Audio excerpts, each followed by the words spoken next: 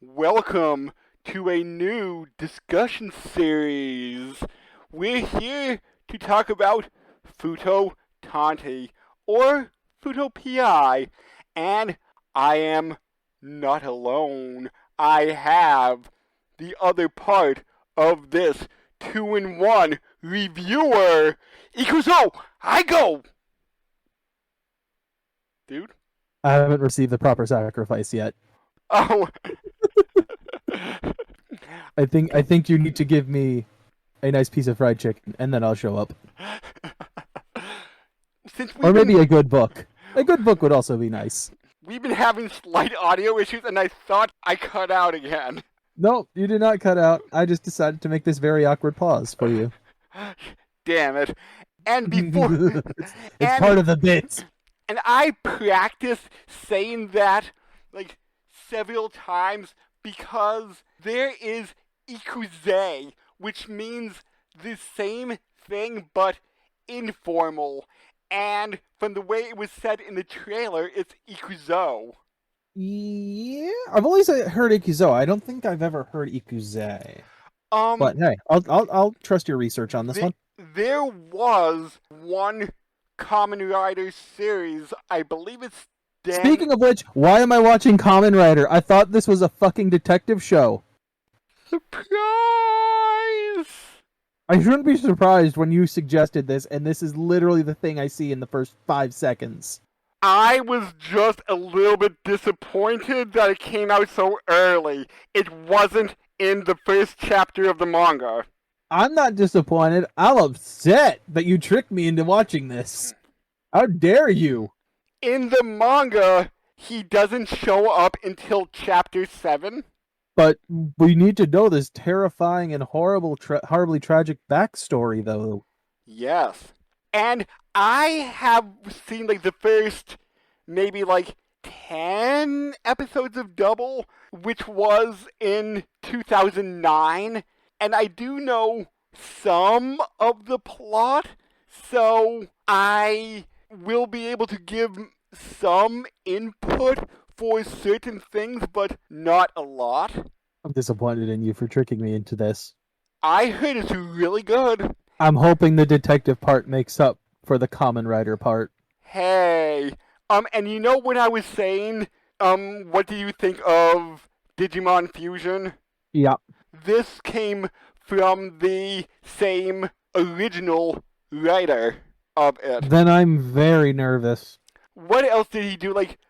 Hold on. When you say writer, is he the one that did the manga, or is he the one that's adapting the manga? No, he's the one that wrote the manga and wrote the original Kamen Rider Double series. Alright, I'm less worried then. And that's mostly because he was working with a prior existing thing when it came to Digimon. He's working with his own creation at this point then. And if you ever heard of, I think it's Beat the Vanguard Buster? That sounds familiar, I couldn't tell you. That was also his work too, so the original manga guy has a lot under his belt. So Let's hope so. Yeah, I'm not too sure if he's in any way involved with this adaptation. Also, question. Yes. So, I'm kind of jumping ahead a little bit here, but when he sits down to start interviewing, I guess that was what you would call it, the guy who wants to hire him, right? Yes. I'm sitting there, and the first thing in my head is you should just go to the Mobsaka 100 guy. He knows a lot of shit. He can take care of it. That's a better detective agency. Go there. Yeah, but Shotaro is a famous detective around the city after solving so many crimes. He's a hard-boiled detective. Or is he half-boiled? Half-baked, maybe, one might say. And he despises being called that. So, does he despise it when you don't fully hard-boil eggs, and you would technically call that half-boiling? Did you see the scene after the credits? I did not know there was one. Okay, to prove he was hard-boiled, oh, what's her name, Akeko? Akiko. Yeah, but she says, okay, one egg is soft-boiled, one egg is hard-boiled. She mixes them up, a real hard-boiled detective like you will be able to choose the right egg. He goes, well, Hold obviously, on. I am watching it now. It's like 30 seconds. yeah. Oh, it's a dangerous game, huh? Also, it's chibi. And in like a chalky style? Interesting. I was surprised that it didn't have any real tease to the next episode. This little sketch instead. So here's my follow up to this. Why do Yeah. I feel like Akiko pulled a trick and they were both soft boiled? Wouldn't surprise me if she would do something like that. Considering the interactions we've seen with those two, it wouldn't shock me if she pulled that shit. If I'm remembering her character correctly. I do like how when we get the intro and he's on the phone with her and he hangs up and he's like, geez, even after getting married, she hasn't settled down. And I'm like, wait, did those two get married? Nope. And then we find out, no, she's married to a guy in the police force. Mm-hmm. Who is a major character from the series prior. Cool. So, a reason why, and this is getting a little bit meta here, but a reason why I wanted the more square border to these videos so I could slot the memories in the border as well. Okay, but I don't know what you mean by like how you would do that. Speaking of which, the one little bit of memories that we did see, I'm just like, oh, it's a flash drive. Okay. Yep. I'm bored now. It's not something interesting. It's a flash drive. Can't we go back to fruit? I liked fruit. Fruit locks. Orange. I liked that better than I liked flash drives. It was more interesting. And I did read the first arc of the manga just so I could see what it was like, and I think I will know what happens up to episode 3. If we're Cool. going by the Boku no Hero formula, that I mean, you're also assuming that they haven't tweaked things in this too. Because, like you said, they've tweaked the intro, or like the first episode already. That scene in the beginning, and I'm not too sure how often they'll bring it up, was Begins Night. What? That was the name of the event in the beginning. That's a weird name. And Shotaro's boss, Akiko's father, gets killed. He's very, very dead. He tosses a hat, though. Yes, because he was also a fan of fedoras. I mean, if you're a detective, I feel like it's a mandatory thing. You can't not have a fedora. And of course, you need to wear some kind of coat. Whether that's, a suit coat or a overcoat. Any kind of coat. And, Brandon, you did mention when the first trailer dropped that you enjoy his fedora. I do like hats. That is a nice hat. You can actually get that hat. I think I'd rather buy a generic one because it's probably overpriced, but okay. Okay, because I do have a wind scale tie. I didn't say I liked ties. I said I just liked hats. Yeah, but I was just like, I really need a tie, and I'm like, awesome. That tie looks really awesome. I'm going to get that tie. I would rather get Yoshikage Kira's tie. It was quite nice looking. He just wants to live a quiet life. He just wanted to live a quiet life. What was so wrong? Okay, so... It fit in perfectly into this series. So Shotaro is at a pier just being Shotaro when Akiko calls him. By being Shotaro, he's taking selfies trying to make himself look like a hard-boiled detective. He kind of was like that in the main series too. It didn't go well, let's put it that way. No. He did not pull off that ass look. He pulled off the, I'm gonna put this on Tinder look. Especially when you see the side-by-side in like 2 to 5 minutes. Between Akiko's dad and his picture. So, who is the one that looks really hard-boiled here? It's definitely not the guy going on Tinder, that's for sure. I'm gonna swipe the other direction on that. No, thank you. And, by the way, it is a running joke that Akiko wanting to slap Shotaro with her shoe. That came across pretty well. I really felt like that's going to be the case most of the time. After all, he's supposedly, running the agency as the detective, and she's the child of the previous owner of that business. So therefore, she's the boss. Therefore, she's gonna smack him until he gets his act together and maybe actually becomes hard-boiled. Well, in 49 episodes of the original series, that really never came about. Has she tried lighting his chair on fire? She's not that sadistic. Has she tried luring him into boiling water? Uh, These are ways to hard-boil things, I'm just saying. but how Shove him in long? the oven. Bake him the rest of the way. That way he's not half-baked. How long would you hard boil for? I don't know, what's the egg timer say? Scale that up to the sizing and then we'll be appropriate. So, he meets this mysterious woman who is hungry. Totally not a vampire from Vampire Rosario. And then she disappears off the edge of a pier. I literally think my previous comment still applies. Maybe. She has slit eyes. Come on. The only thing you're missing here is some bats. Yes.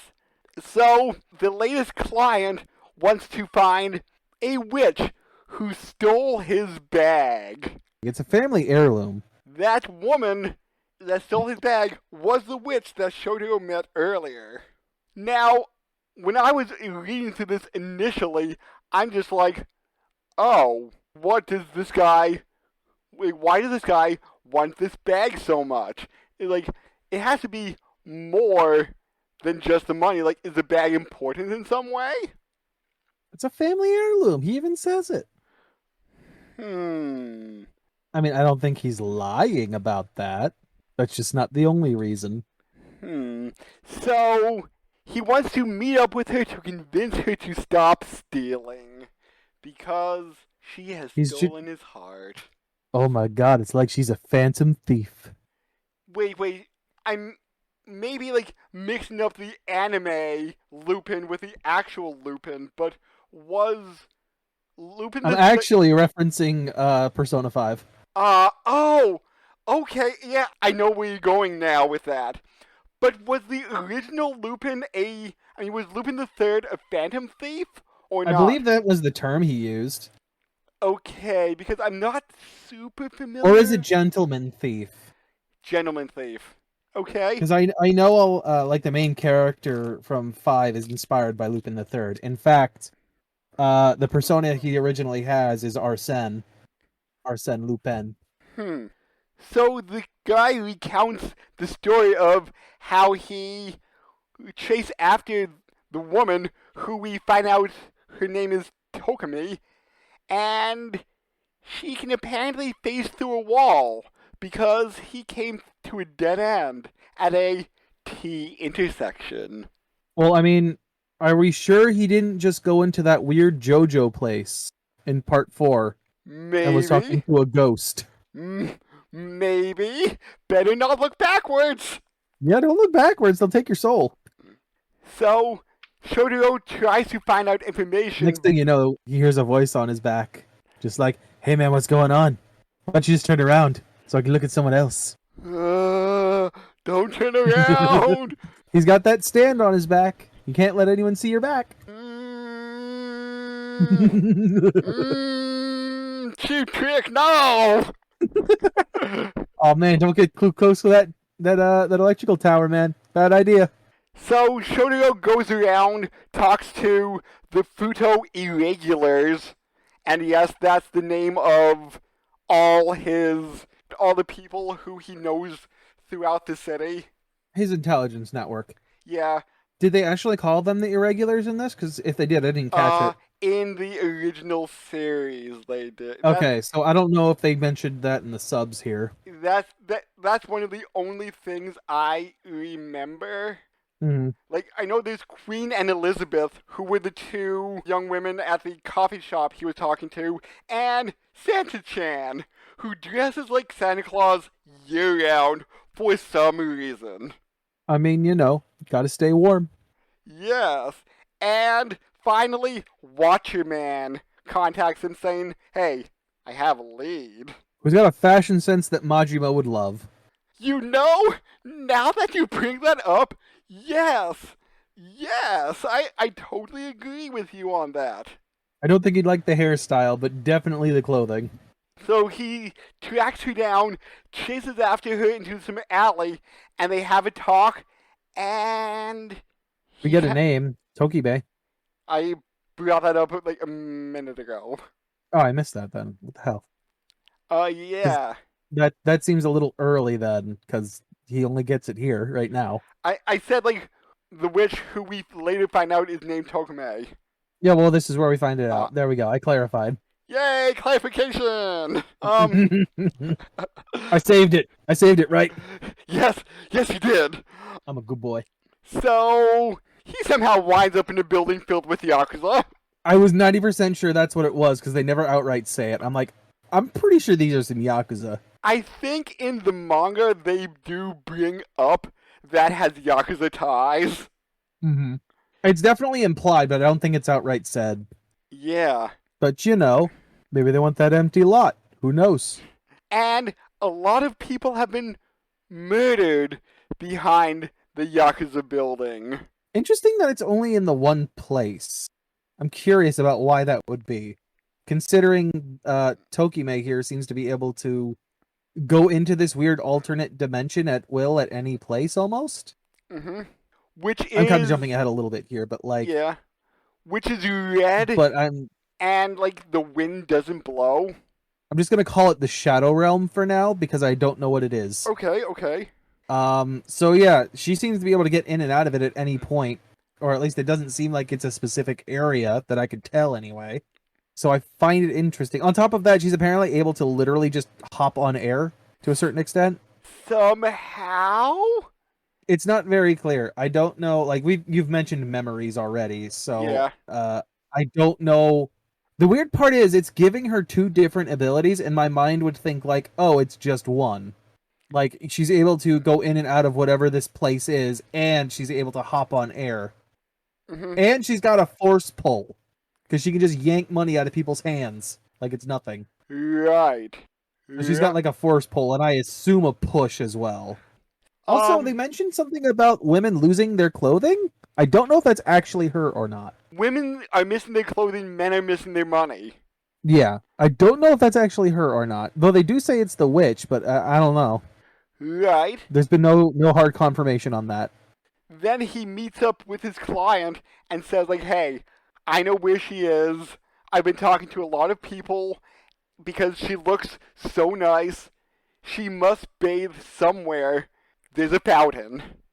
He didn't tell his guy that. No. He actually told him it would be a lot more dangerous to find her. Are you sure you want to continue? He goes, yes. Then he goes and does that shit and brings him along when he finds out where she would be.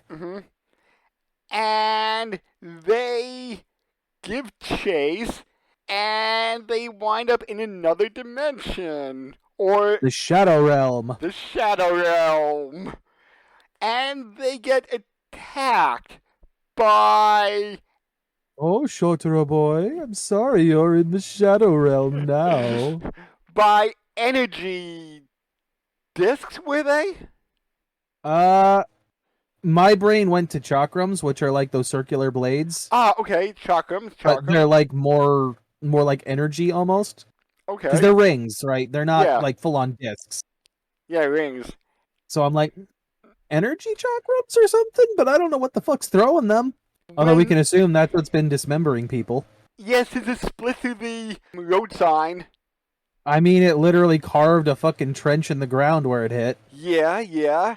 And right as things are looking grim for Shotaro, Phillip shows up. His partner, who we've not even seen the face of until now. All we know is he has boots, he had green hair, and it's a guy. And he loves... And he's using he's using like binder clips to like clip his hair, which is interesting. I feel like that would hurt, because your hair would get tangled in those springs. Very slow. Also, I'm questioning if he's human. Since this was a plot point in the original series that gets cleared up by the end, kind of? He is or isn't? He kind of is human. but kind of implies that he's not completely human. Right, because he died. So I win.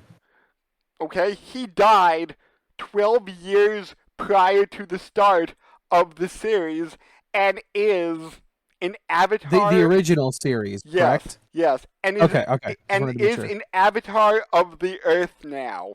The Earth is a person? Like I said, I haven't watched series in like at least 10 years, and I only watched part of it, read about the other part I didn't watch, so I may be missing out plot here, but I know he finally, quote unquote, dies in the penultimate episode, but due to events with his family, they somehow bring him back to life and give him a new body, so he may or may not be human again. So he's died twice. Right. He's been brought back twice. I'm assuming the first time was in his original body. Yes, and well, in his more quote unquote, let's just call it data body, and I'm not too sure if this is another data body or What if the this fuck is a data body? a body made out of like memory data.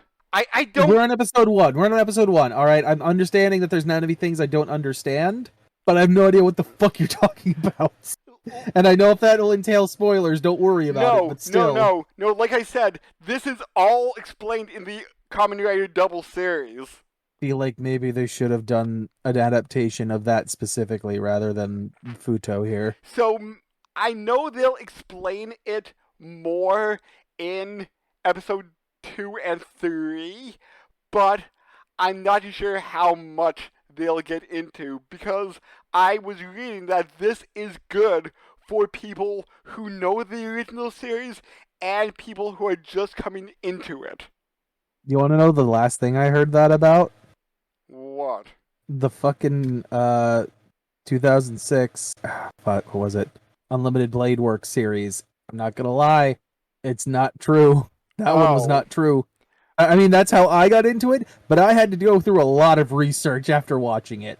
Oh, okay, so you may need to do a little bit of research on the background of Philip.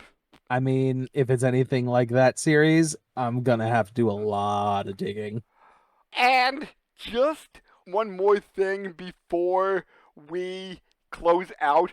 Philip does have an ability that will be shown next time. He can access a library in his mind where, do you know the Matrix where it's like, we need guns, lots of guns, and like guns appear? Okay. There's all these bookshelves, and they'll say, for example, our criminal rides a horse. So then Philip would say, like, okay, horse, and some of the bookshelves will disappear. Okay, he wears a black trench coat. More books will disappear until they finally at one basically search result where the answer to the crime is or it may not be fully. By getting enough clues, they could figure out who the true culprit is. Okay. I know that's probably will pop up next time. Yeah, I mean, we'll see in a week. Yeah, but I just want to see how that is done in the animation. And what was your feeling on the use of CGI? So, the only time I really noticed it was the, like, motorcycle chase scene. Mm-hmm. And that one was a little bit jarring. Like, the transition over. Okay. Transitioning off of it wasn't as bad, but transitioning on was definitely like okay, we're in CG land now. Okay. Yeah, I think I noticed it more with, like, the swinging camera. I hadn't, but I don't know if I was not looking that far ahead at it. I'm literally coming off of vacation, so my brain's a little fried, so. Your thoughts on the first episode? I'm mad that I got tricked into a Kamen Rider series. I'm hoping the detectiveness is better than the Kamen Rider-ness. Hey. It's okay, so far. Hey. I heard this was good, so... Yes, but we all know what you think is good. You call the room good. The room is good. You keep saying that, but I'm still not believing you. Wah, wah. Okay, join us next time when we... I don't want to use that outro because that is a tiny spoiler. Oh man. No, Are we gonna do a fusion dance? Is that what's gonna happen? You know! Oh my god, you're not quite exactly wrong there. I mean, we literally saw what is essentially like a fusion at the start of this. I can only assume that's literally what's going to happen at this point. Yeah, kind of.